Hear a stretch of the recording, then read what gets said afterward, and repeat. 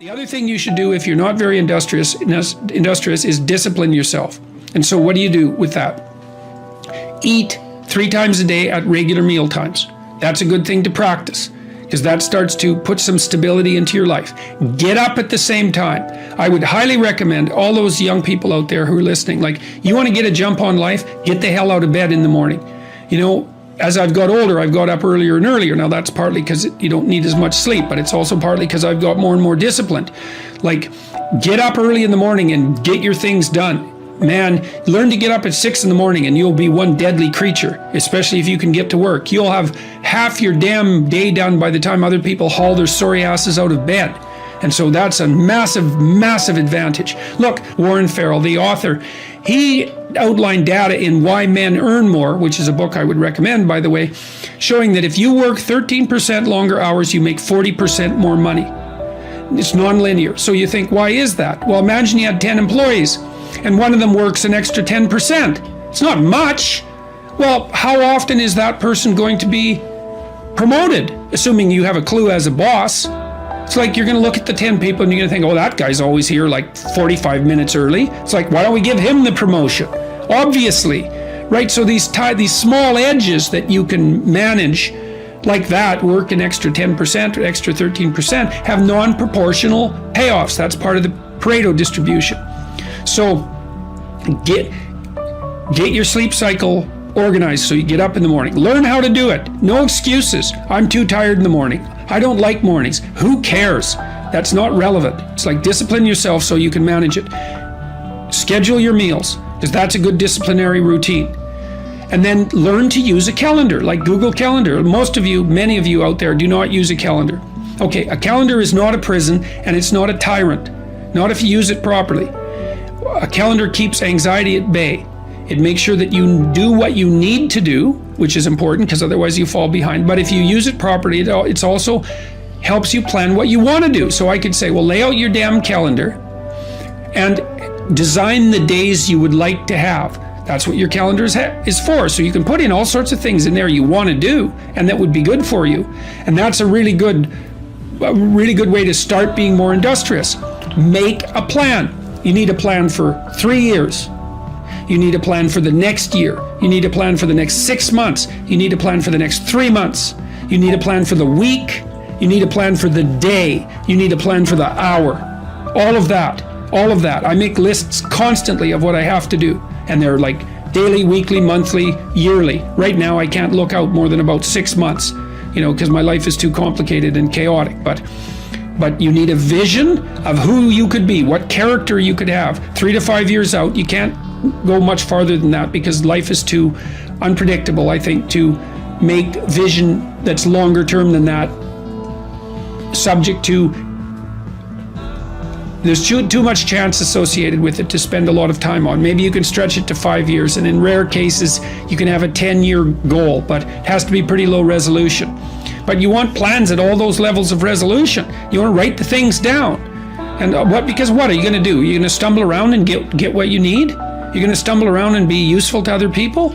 And it's useful to be useful to other people, They want to work with you then. They want to do things with you. They want to have you around. They trust you. They open up opportunities for you. And if you stumble around like you're blind, you're not going to get anywhere. And then you're going to suffer. And then you're going to be bitter. And then you're going to be cruel. So that's hell. That's a bad outcome.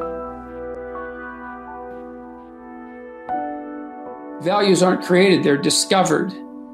And they're discovered through a consultation with the parts of yourself that you're not conscious of, that you're not fully conscious of, that aren't fully articulated elements of your primary personality. You have to discover what your values are. And you're informed about that, well, partly by other people who will object if your values aren't appropriate, but certainly by a dialogue with yourself and with your conscience. That's a very important thing to know. It's part of the reason why I think that you need to tell the truth, because you're forced to negotiate with yourself to operate properly in the world. And if you've warped yourself, let's say, or some elements of yourself by engaging in self-deception and lies, and you're not, now because of that, you're not who you could be, and you don't live in the world as you should live in it, then when you discuss with yourself what your value should be, it will be as if you're discussing it with someone that you can't trust. And that's not good. Like, you can't afford that. Life is difficult and it contains many pitfalls, and unless you're careful and you sort yourself out properly and you aim high and walk on the straight and narrow path, you don't have a hope of understanding where you should be and at what time when the crisis hits. Part of the question then too is like, are you the friend of your plan, or are you the friend of the thing that disrupts your plan? And I would say you should work to become the friend of the thing that disrupts your plan, because there's a lot of that.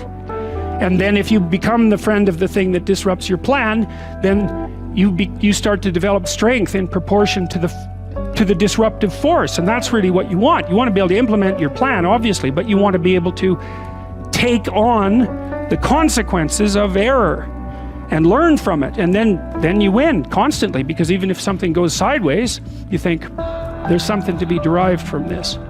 That's wisdom, fundamentally. Plan a life you'd like to have. And you do that partly by referring to social norms. That's more or less rescuing your father from the belly of the whale. But the other way you do that is by having a little conversation with yourself about, as if you don't really know who you are, because you know what you're like. You won't do what you're told. You won't do what you tell yourself to do. You must have noticed that. It's like you're a bad employee and a worse boss, and both of those work, for you.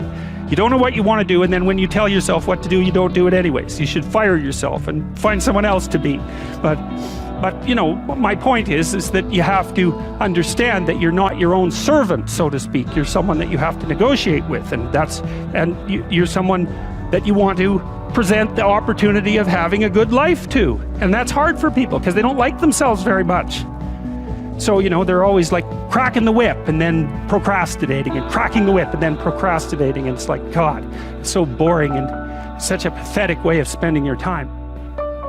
I don't know what percentage of human effort is spent in counterproductive activity.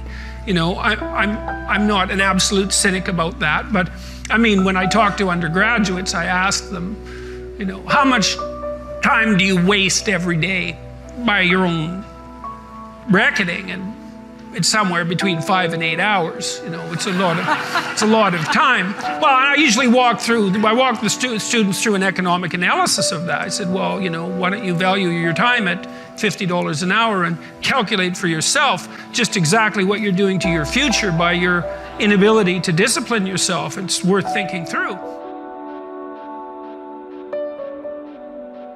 Take a bit of a look at yourself and think about what's not so good that you could improve, that you should improve by your own standards, and that you would improve, and set yourself a little goal.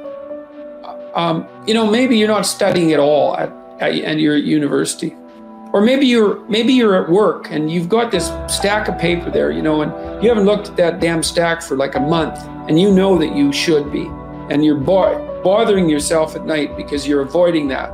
It's like, maybe think, well, I've avoided that stack of paper completely for 1 month. I'm quite a coward when it comes to whatever snakes might be hidden in that stack of paper. How about tomorrow I just put that stack of paper in front of me on my desk, and I glance through it for 15 seconds. See if I can do that. It's like, well, you set yourself a goal of improvement. It's a humble goal, because really, are you such a coward that the best that you can bloody well manage after a month of avoidance is 15 seconds of exposure to a stack of paper? It could easily be. You've been avoiding it, so you're obviously afraid of it, and so the situation could be that dismal and dire. And you might think, well, geez, it's no balm to my ego. It's not fostering the strength of my ego to recognize in myself someone who could only withstand 15 seconds of exposure to that thing I'm afraid of. And so that's a form of humility too. It's like, there's things you could do to improve, and you know what they are. And There's small steps that you could take, that you might take, that would put you in that direction. And then the question is, are you big enough to take those small steps? Are you capable of grappling with the fact that you're fundamentally flawed to the point where you have to break things down into almost childlike steps in order to manage them? And the answer to that is, yeah, you are. And that's the lot of, I don't know if it's the lot of everyone. Most people have things they avoid, and they're afraid of. So I would say to some degree, it's the lot of everyone. People vary in the degree to which they've conquered that. And you do meet people from time to time who are extraordinarily disciplined. But most of the time they've got disciplined in exactly this manner. It's through slow incremental improvement. And then you challenge yourself. It's like, well, could I do this? That would be better. And you find out, and then you think, well, is there something slightly larger and more challenging that I could do that would be better? And you try it and you find out. And as you try it and you find out, generally you get better at it and you can take on larger and larger challenges.